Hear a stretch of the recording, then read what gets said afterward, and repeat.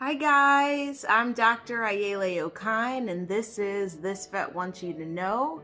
Today we're talking about urinary tract infections and how to know if your dog or cat has a UTI.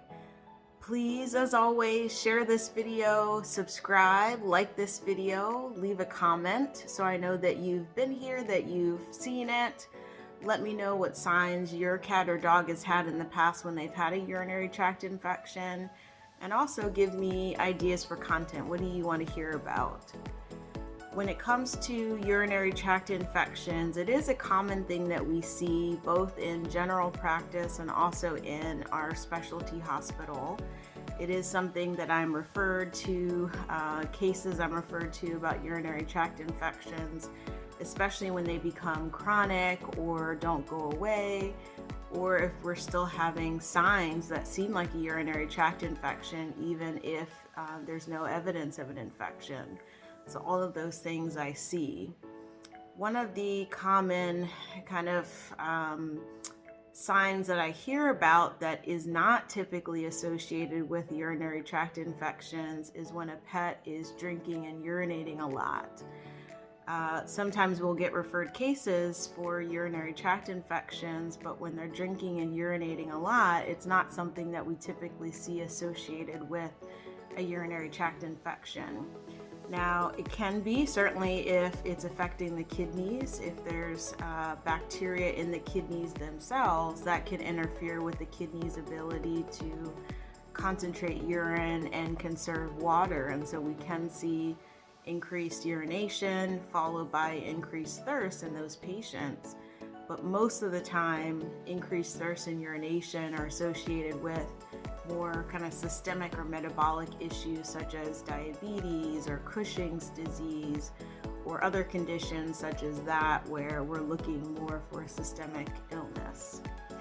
For urinary tract infections, in most cases, because of how irritating bacteria are to the bladder wall, these patients will actually urinate frequently but small amounts. They often can have straining, so they will posture for a prolonged period of time and only produce a little bit of urine.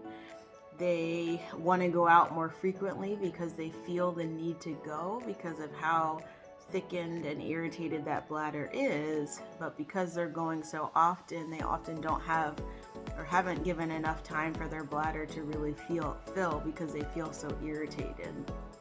We also can see blood in the urine.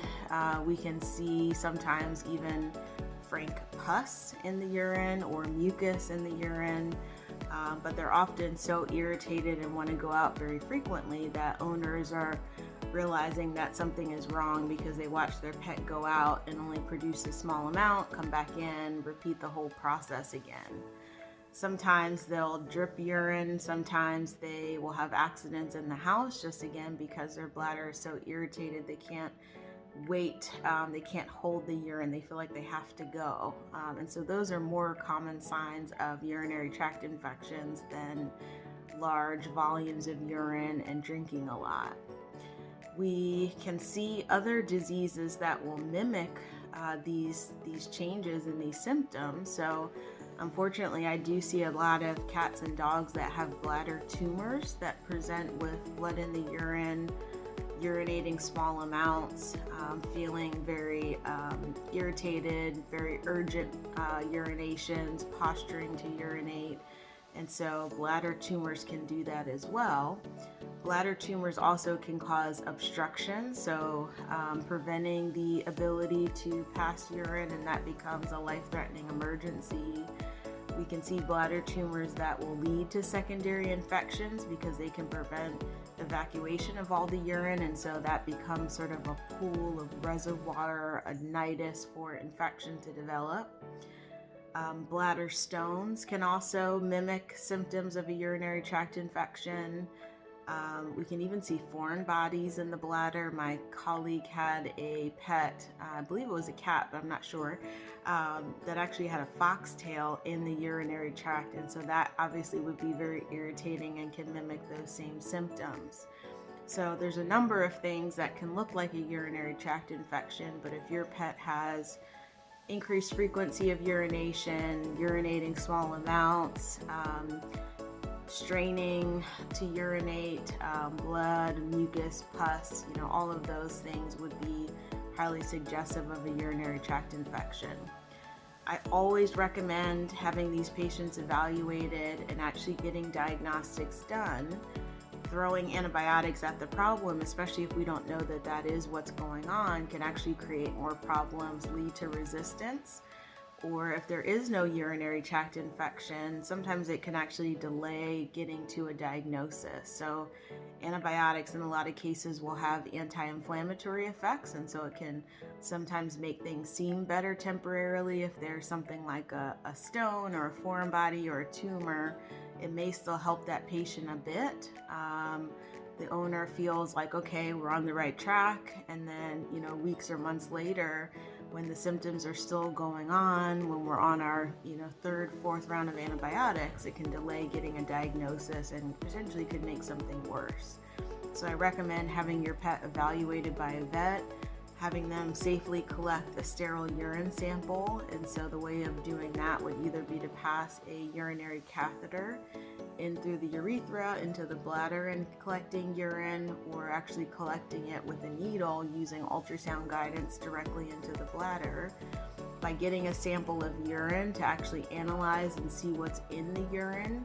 So are there crystals? Are there red blood cells? Are there white blood cells? How concentrated is the urine? All of those things can be really helpful. And in some cases, the bacteria can actually be seen. Again, to me, that's still not enough. I want to culture the urine, so actually putting the urine on a plate. This is what the lab is going to do. They're going to put it on a plate and actually grow the urine to see what bacteria is there, give it a name, and then also tell us what antibiotics are best so that we make sure we're treating things effectively. That's really going to be kind of the gold standard workup, and that way we know exactly what's going on and we're treating it. If we have a patient that has other conditions that make them more susceptible to a urinary tract infection or that suppress the immune system, these diagnostics are going to be really helpful. So again, we make sure we're on the right track. And also these are things that are going to be helpful to make sure that we clear the infection. So actually culturing the urine after we're done with antibiotics to make sure that the infection is gone is going to be really helpful. Because I've also seen some pets where the infection's maybe not completely clear, or that we have a different bacterial infection that happens after the initial one, and knowing what bacteria was there, what bacteria is either has come back, or if there's a new infection, that can be really helpful, especially if we have more complicated cases. Next, I want to talk about what diseases make it more likely that your pet will pick up or develop a urinary tract infection. But before I do that, please subscribe, please like this video, please share this video with any pet lovers, pet owners that that may have pets with urinary tract infections, or pets that could develop other diseases down the line. So if you know a person that loves a pet, has a pet, share this video. It may be helpful to them down the road. So the diseases that we can see that make it more likely that your pet will pick up an infection are going to be things like diseases that suppress the immune system, or increase access to the urinary system. So one of the diseases that makes it more likely that your pet will pick up a urinary tract infection is if they have any cause of urinary incontinence. So if they can't hold their urine either due to a weak urethral sphincter, if they have neurological diseases where it makes it hard for them to retain urine, all of those things can make it more likely for bacteria to ascend from the outside into the urinary system.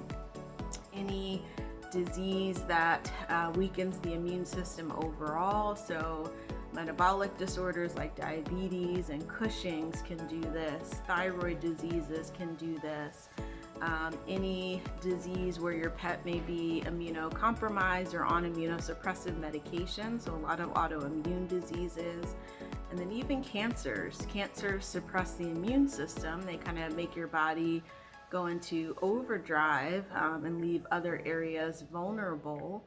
Or if your pet has cancer and is on chemotherapy, that also can lead to urinary tract infections. The last thing is obviously if there is a lesion or disease in the bladder where the bladder can't completely empty. So things like tumors, stones, the structural abnormalities, all of these things can lead to urinary tract infections. And so in those groupings of patients, we want to make sure that we're monitoring them closely. And they don't always show symptoms, or they don't necessarily show the symptoms that we would expect because of either the medication that they're on or the other disease that they're fighting. And so in some cases, we'll be screening these guys with routine urine sampling. Again, I hope this video was helpful. I hope it gave some valuable information as far as why I always recommend doing a urinalysis and a culture with these patients. Again, working up their other issues, making sure their other issues are managed can be helpful too.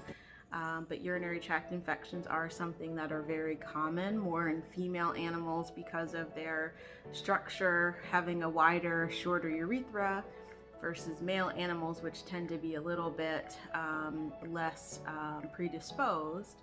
The other thing I didn't mention, which is important, is pets with kidney disease. So one of the ways, or some of the ways that the kidney protects the rest of the urinary system is with having really concentrated urine. And so when we have dilute urine or a kidney that's not functioning at 100%, it just really can't protect itself very well. And so those patients will also be more likely to develop infections.